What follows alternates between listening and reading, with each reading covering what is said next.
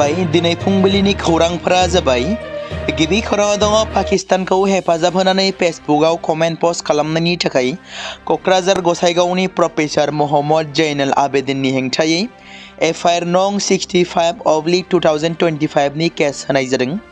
बेनि उनाव BNS नि सिङाव बिथांखौ खानाय जादोंमोन। गसाइगाव बिजिरसालिया जामिनखौ नेवसिनायनि उनाव गुवाहाटी गोजौ बिजिरसालि आरो उनाव जौसिन बिजिरसालियाबो बिनि जामिननि आर'जलाइखौ नेवसिगारदोंमोन।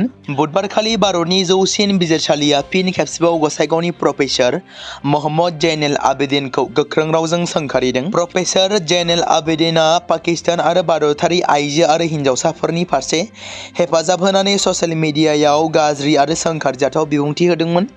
मख'नो गोनांदि बिजिरगिरि सूर्यकान्त आरो जयमाला बागचीनि बेन्चआ प्रफेसारनि अंतरिम जामिन आर'जलाइखौ नेवसिगारदोंमोन। बेन्चआ बुंनाय बायदिब्ला बियो गाज्रि सासे गोसोनि सुबुं जाय इन्टारनेटनि गाज्रि बाहायनायजों समाजखौ खैफोदाव खोख्लैनो हमदों। बिथाङा प्रफेसार सोदोबखौ गाज्रि खालामदों। बेबादि सुबुङा सोलोंथाइ फसंथाननि बाहागो जानाया लाजिनांथाव बाथ्रा होननानैबो बिथाङा बुंथिदों। बेबादिनो दिल्ली बमा बेफ्रुनायखौ लानानै ससियेल मिडियायाव दान्थे-बिदान्थे गोनां बिबुंथि होनायनि दायाव हजायाव सासे लाइमोनखौ खादों। खौरां मोन्नाय बायदिब्ला हजाय जिल्लानि मरिगाव पुलिस थानानि सिङाव थानाय अन्तर बन्दर मेला गामिनि आजिरा मोननाय फोरोंगिरि कुतुन उद्दीननि फिसाज्ला नासिम आक्रामआ बमा बेफ्रुनायनि सायाव अजद होनायनि उनाव थांनाय हराव मरिगाव पुलिसआ बे लाइमोनखौ बिनि न'निफ्रायनो खानानै 235/25 नि सिङाव केस रेजिस्टार खालामो आरो श्रीमन्त शंकरदेव नगर बिजिरसालियाव हाजिर खालामो। बेनि उनाव बिजिरसालिया बे लाइमोनखौ जुडिसियेल कास्टडियाव दैथायहरो होनना सुलुङाव फोरमायदों। बिश्वनाथ जिल्लानि मोनसे हाबाफारियाव आइजोफोरनो 10,000 रां चेक गथायदों। मख'नो गोनांदि थांनाय सानखालिनि हाबाफारियाव बिश्वनाथ जिल्ला खुंथाय आरो गहपुर दालाइ जिल्ला खुंथायजों खुंफुंजानाय हाबाफारियाव बियाबनि बलागुरि साहा बागानाव मोनसे गिदिर चेक राननाय जथुमा खुंफुंनाय जादोंमोन। मेलाव गाहाय आलासि महरै बाहागो लायो गिबि मन्त्रि डक्टर हिमन्त बिश्व शर्मा बिथाङा आरो बिथाङा बाहागो लानानै बुङो दि थांनाय 5 बोसोराव सरकारा आइजो गोहो होनायनि बिथिङाव गोबां जौगानाय हाबाफारि लाबोदों। आइजोफोरखौ आत्मनिर्भर खालामनो थाखाय आसाम सरकारजों नाजावनाय गुबुन गुबुन स्किमफोरखौ भारतनि गोबां गुबुन हादोरसाफोरा होगासिनो दं, जेरै अरुणोदय आसनिखौ आसामजों लोगोसे छत्तीसगढ़, झारखन्ड, पश्चिम बंग, कर्नाटक, महाराष्ट्र, मध्य प्रदेश, हारियानाजों लोगोसे दिल्लीनि रायजो खुंथाया होदों। रायजोनि गिबि मन्थ्रिया खौरांगिरि सिगाङाव बुंनाय बायदिब्ला निजुत मयना स्किमखौ मावफुंनायनि जाहोनाव बे बाराव 50,000 हिनजाव फरायसाफोरनि मुं थिसननाया गोबां बांनो हमदों आरो बिथाङा बुंबावोदि लाइमोन आइजो फरायसा आरो आइजोफोरनि जौगानायनि थाखाय लानाय स्किमआ उन्दै बैसोआव हाबा जानाय आरो आइजोफोरनि सायाव दायगोनां खामानिफोराव गोबां खमायदों। आइजो गोहो होनायनि सायाव सोरखारा नोजोर होनायनि थाखाय आइजोफोरा गुबुन गुबुन बिथिंफोराव दैदेननो थाखाय गोख्रैयै दावगानो हमदों आरो पन्चायत, जिल्ला गौथुम आरो सोरखारि साख्रिफोरावबो बिसोरनि गोहोआ बांनो हमदों। बाथ्राखौ बुंदों गिबि मन्त्रि डक्टर हिमन्त बिश्व शर्माया। बावखुंग्रि हाजोनि साखाथियाव UPPL पार्टीनि मावफारियाफोरनि जथुम खुंदों। थांनाय सानखालि क'क्राझार जिल्ला कमिटिनि बानजायनायाव बावखुंग्रि हाजोनि नामदानियाव क'क्राझार जिल्लानि सिङाव थानाय गासै UPPL दोलोनि मावफारियाफोरनि लोगो हमलायनाय आरो सावराय जथुम खुंफुंदों। हाबाफारियाव बाहागो लादों UPPL दोलोनि आफादगिरि थामहिनबा BTRनि बारग' CM प्रमद बर'जों लोगोसे MLA लरेन्स इस्लारि, जिरन बसुमतारी, बारग' MCLA माधव चन्द्र छेत्री आरो गुबुन गुबुन बिबाननि बिबानगिरिफ्राबो बाहागो लादोंमोन। क'क्राझार खोन्दो जौगाखां मावख'आव पन्चायत आरो गामियारि जौगाखां बिफाननि मावफारियाफोरनि सोमावसारनाय हाबाफारि बानजायदों। पन्चायत आरो गामियारि जौगाखां मावफारियाफोरनि दाबिखौ बिथा खालामनानै मैया फुंबिलि 10 रिंगानिफ्राय क'क्राझार खोन्दो जौगाखां मावख'आव खुंजानाय सोमावसारनाय हाबाफारियाव गासै हादोरसाजों लोगोसे पन्चायत आरो गामियारि जौगाखां गौथुमनि सा 46 मावफारियाफोरा एबा मावथिफोरा बाहागो आरो गामियारि जौगाखां गौथुमनि माखासे दाबिफोरखौ लानानै सोमावसारदों। मख'नो गोनांनि बे सोमावसारनायनि दाबिफोरा जादों 60 बोसोरनि थाखाय साख्रि मोननाय, गासै साख्रिआवलाफोरखौ समान बेथन आरो मान होनानै दानि बेथननि अनगायैबो खमैबो 30,000 रांसिम खेबसे बेथन बांहोनाय, बोसोरफ्रोमबो खमैबो 10% बेथन बारायनायखौ अरायनि थाखाय थि खालामनाय, साख्रिखौ रेगुलार खालामनाय, HR पलिसिफोरखौ मावफुंनांगौनि गोख्रों दाबि दैखाङो। अरां पुलिसनि सिग्रोमनायाव 29 केजि 330 ग्राम आयेन बेरेखा गान्जा जब्द खालामनो हादों आरो सासे गान्जा फालांगिरिखौबो हमनानै जोबथेसालियाव दैथायहरनो हादों। उदालगुरि जिल्लानि अरां पुलिसनि गोख्रों सिग्रोमनायाव 12 नभेम्बरनि मोनानि 8:30 रिंगासोआव 29 केजि 330 ग्राम गान्जा जब्द खालामनो हादों। पुलिसआ अरांनि बेगेनाबारि गामिनिफ्राय गान्जाखौ जब्द खालामनो हादोंमोन। मख'नो गोनांदि पुलिसआ बां जगायनायनि सन्देहआव जमरुद्दिन आली मुंनि सासे सुबुंखौ खायो। पुलिसनि सुलुंनिफ्राय मिथिनो मोननाय बायदिब्ला हमजानाय सुबुङा अरां पुलिस थानानि सिङाव थानाय बेगेनाबारि ओनसोलनि रुंसारि सुरज आलीनि फिसाज्ला जमरुद्दिन आली 35 बोसोर बैसोनि होनना सिनायथि मोननाय जादों। अरां पुलिस थानानि अफिसार इनचार्ज हिरक जयति दास आरो CI सुरजित हाजरिका, SI आब्दुल रुप मण्डल, तामुजुद्दिन आहमेद आरो कनस्टेबल जनायसन टांमा, कन्जना राभा, 27थि APBN लेन्स दैदेनगिरि मिन्टु दास, प्रफुल्ल बसुमतारी, केमराज काति बादर, उदालगुरि जिल्लानि गाहाय मावख'गिरि फुलकन हाजरिका, APS रौतार सार्कोल अफिसार उत्पल शर्मा बिथांमोनाबो बे हाबाफारियाव बाहागो लादोंमोन। क'क्राझारनि आमगुरियाव गिख्रंथाव गारि जाब्रबथाय। मैया बेलासि 2:15 रिंगासो समाव कारिगाव क'क्राझार लामायाव आमगुरि ओनसोलाव मोनसे गारि जाब्रबथायाव सासे सुबुङा जोखोम जादों। खौरां मोननाय बायदिब्ला क'क्राझारनिफ्राय बङाइगाव थांनाय गारिया मोसौफोरनिफ्राय बारग'नो नाजानाय समाव लामानिफ्राय स्लिप जायो, जायनि जाहोनाव गाखोनाय सुबुङा जोखोम जायो। जोखोम जानाय सुबुंखौ क'क्राझारनि सेन्ट्रेल इन्स्टिटिउट अफ टेक्न'लजि थामहिनबा CIT नि रेजिस्टार चैताली ब्रह्म होनना सिनायथि मोननाय जादों। बिथांखौ थाबैनो फाहामथाय होनो थाखाय क'क्राझारनि गंसे देहा फाहामसालियाव लांनाय जादोंमोन होनना मिथिहोदों। BTCआव सोमजिदों मोनसे गिख्रंथाव जाथाय, जेराव BCDCनि मासिगिरिखौ आइजो मासिगिरि होनायनि थाखाय बे पार्टीजों पार्टी सोमजिदों दुंहाव थासारि। महनपुर BCDCआव BCDCनि मासिगिरि महरै आइजोखौ होनायनि थाखाय प्राइमारिखौ सावदों, जेराव रोजा रोजा रायजो राजाफ्रा ओंखारबोनानै आइजो चेयारमेनखौ नाङा होनना गोख्रोङै बाथ्रा बुंथिदों। लोगोसे प्राइमारियाव दोननाय माखासे BP पार्टीनि प्लेक आरो माखासे मुवा बेसादफोरखौ सावनानै सिलिंखार खालामदों। गसाइगाव पुलिस थानायाव लाट मण्डल रहितस नार्जारिनि हेंथायै गसर थिसनदों।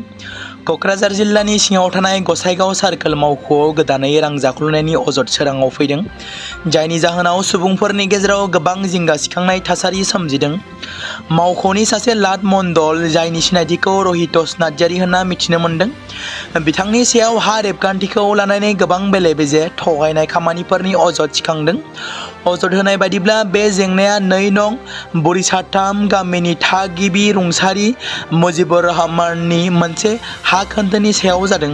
मुजिबुर रहमाननि थैनायनि उनाव बिथांनि आयेनारि उनमोनगिरिफ्रा हाखौ मोननांगौमोन, नाथाय लाट मण्डल रहितसआ पाट्टा होनायनि मुङाव सहि लानानैनो हाखौ बमराबिल गामिनि थागिबि शाहजान आली आरो शहदत आलीनो फाव फान्दायनानै नामजारि खालामनानै होदों।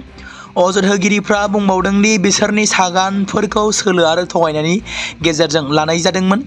जाथायखौ लानानै गसाइगाव कर्टआव केस होनाय जादोंमोनब्लाबो थार बिजिरनायखौ मोनैलाय दिनै लाट मण्डल आरो फाव फान्दायनानै हा लाग्रा शाहजान, शहदत आली आरो बिथांमोननि मुङै गसाइगाव पुलिस थानायाव मोनसे गसर थिसननाय जायो।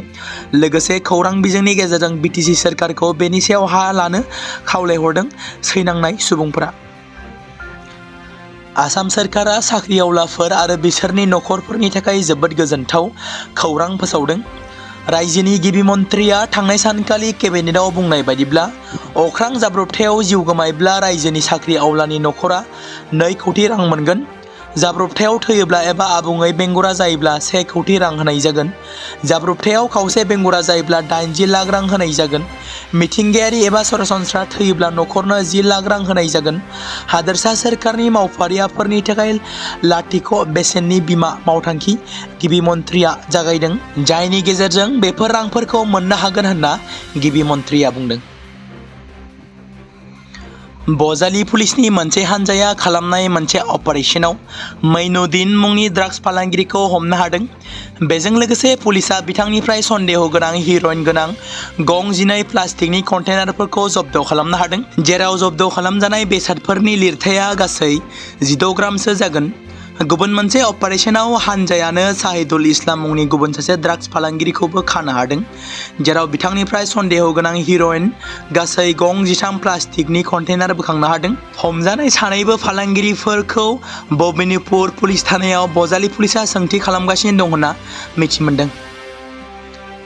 उदालगुरि जिल्ला बर' थुनलाइ आफादनि आफादगिरि रुंसारि सुबुंसा मुसाहारिखौ जोबथा बिदाय होबाय। डिमाकुसियाव दिनै गोबां रायजो राजा मेलेमजिबि थुनलाइ सिबियारि गेदेमाफोरा बाहागो लादों। बिसि अनसुमै खाख्लारि मुसाहारि, फिसाजो अनसुलि सिबेता मुसाहारि, गोबां बाय बाहागिरिफोरखौ बिथां गेदेमाया नागारनानै थाङो।